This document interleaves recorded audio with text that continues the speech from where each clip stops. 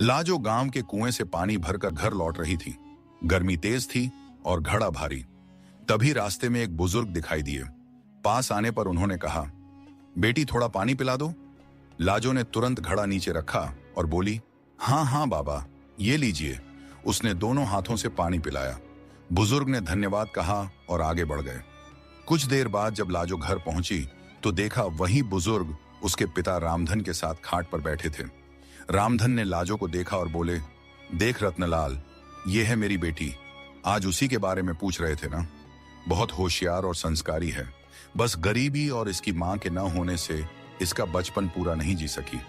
आ बेटा, ये तेरे चाचा हैं, मेरे बचपन के दोस्त। लाजो कुछ कहती उससे पहले ही रत्नलाल बोले, भाई तेरी बेटी सच में बहुत प्यारी है। आज कुएं पर इसने ही मुझे बिना किसी भेदभाव के पानी पिलाया। कोई और होता तो पहले जात पूछता, फिर सोचता। तेरी बेटी में सच्चे संस्कार हैं। यह सुनकर लाजो शर्मा गई और अंदर चली गई। रामधन ने आवाज दी, बेटी अपने चाचा के लिए कुछ मीठा तो ले आ। रत्नलाल ने हाथ उठाकर कहा, भाई मुंह बाद में मीठा कर लेंगे, पहले वो बात कर लूं जिस वजह से आया हूं। रामधन ने कहा, बोलो भाई, सब ठीक तो है ना घर पर? रत्नलाल ने थोड़ा गंभीर होकर कहा, भाई मैं अपने बड़े बेटे सत्यम के लिए तेरी बेटी का हाथ मांगने आया हूं। अब इस दोस्ती को रिश्तेदारी में बदल देते हैं। रामधन को यह सुनकर खुशी हुई, पर वह थोड़ा झिझकते हुए बोला, भाई तेरी बात तो ठीक है, लेकिन मेरी औकात तो तू जानता ही है।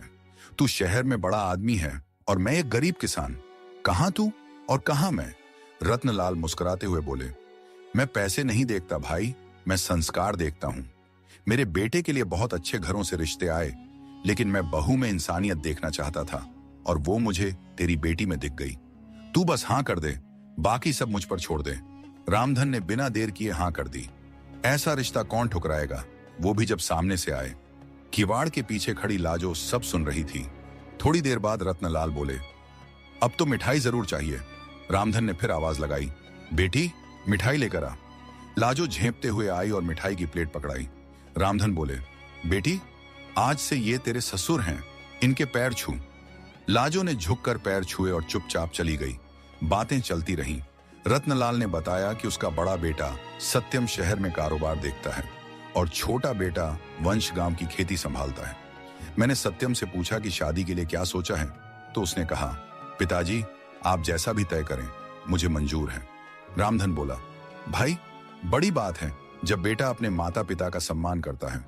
मैं तो हमेशा इसी सोच में रहता था कि इस बच्ची का क्या होगा। तेरे प्रस्ताव ने जैसे मेरे सारे डर दूर कर दिए। रत्नलाल बोले, अब चिंता मत कर, शादी की पूरी व्यवस्था मैं कर लूंगा। यह कहकर वह लौट गया। उसके जाने के बाद रामधन लाजो के पास गया और बोला, बेटी तू खुश तो है ना इस रिश्ते से? लाजो बोली, पिताजी आपके बिना मैं कैसे रहूंगी? मेरी शादी के बाद आपका ध्यान कौन रखेगा? रामधन की आंखें नम हो गईं। बोला, बेटी तू ऐसा मत सोच, मैं अपना ध्यान रख लूंगा। तेरा घर बसाना अब मेरी सबसे बड़ी जिम्मेदारी